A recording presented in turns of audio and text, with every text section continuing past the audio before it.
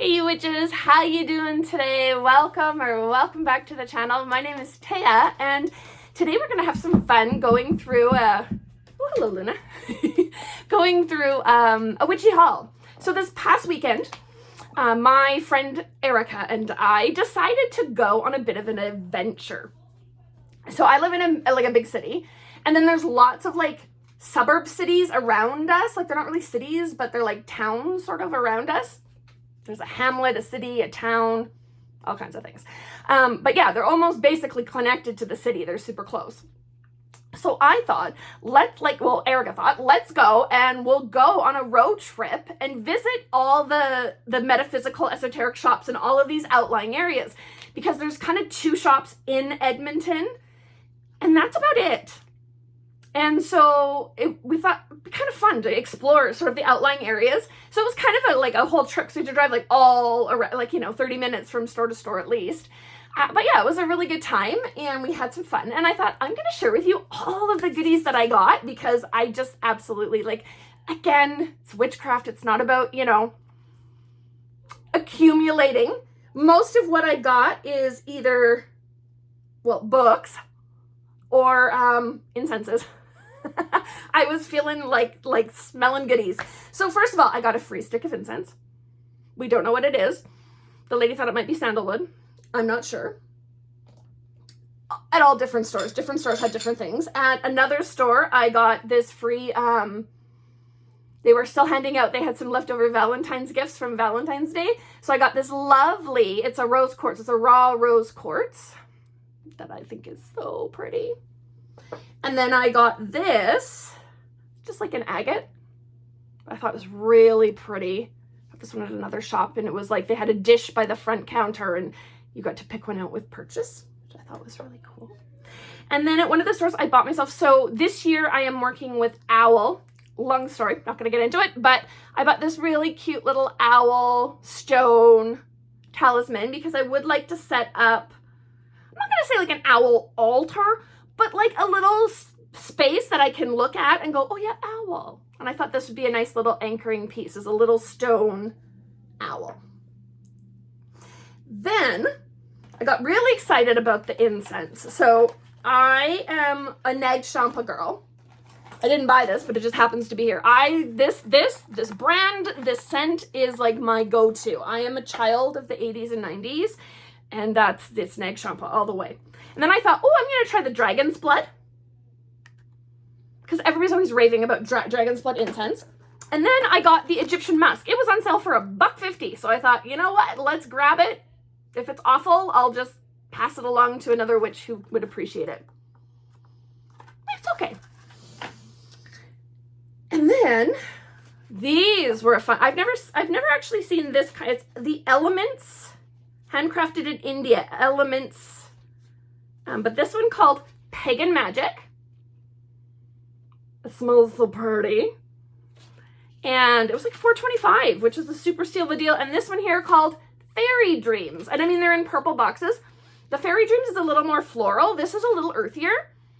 But they both they both just spoke to me. So I was like, okay. I'm like, my husband hates incense. And of course, here I've gone and bought like a ton of incense. But I was kind of out of everything. So I thought, well, why not? And then now I have a good old school stick burner for my incense. And what I find is I put it on here and then I move it, and it, like, the incense doesn't always hit the little groove in the middle. It falls to the side, and then as soon as you move it, it all rolls off. The ashes are kind of in a tubular shape and they roll off and they end up everywhere.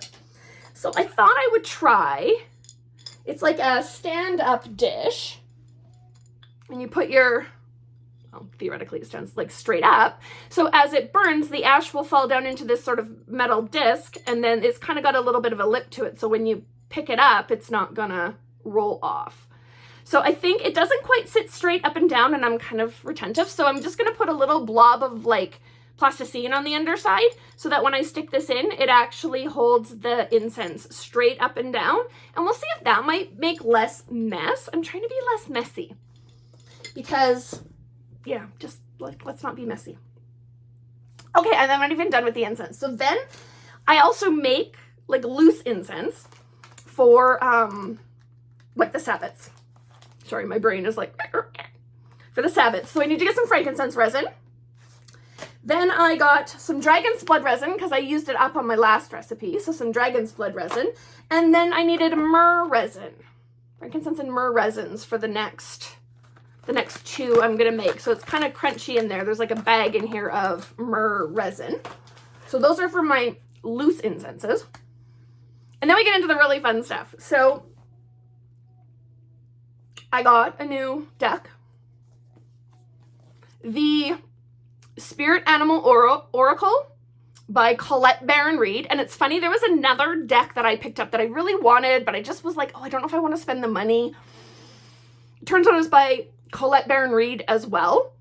It looks really interesting. So I can't remember what it's called though. It has like a shield on the front. It looks like a coin or a shield on the front of the box. But this is her Spirit Animal Oracle, which I've been wanting an animal deck, an animal specific deck. Because sometimes, yeah, I like to ask for messages, and there's a lot of messages from animals, but when I walk around where I live, there's only so many animals you just might see as a message. Magpies, geese and ducks in the summer, dogs, cats, hares. So I kind of just get the same messages over and over again. So I'm like, it'd be really interesting to have a deck of actual animals to work with. So I picked that up. It's gorgeous. I think maybe I'll do I don't know if I'm going to do a flip through. There's lots of flip throughs out there, but I might just do a deck interview. So if you'd be interested in a deck interview on that, we'll do that one up. And then I got 3 books. And it's funny, all the stores we went to were very like new agey, which isn't bad. It's just not really my jam. So I was like, I don't know. And all the witchcraft books were like kind of Llewellyn 101 books.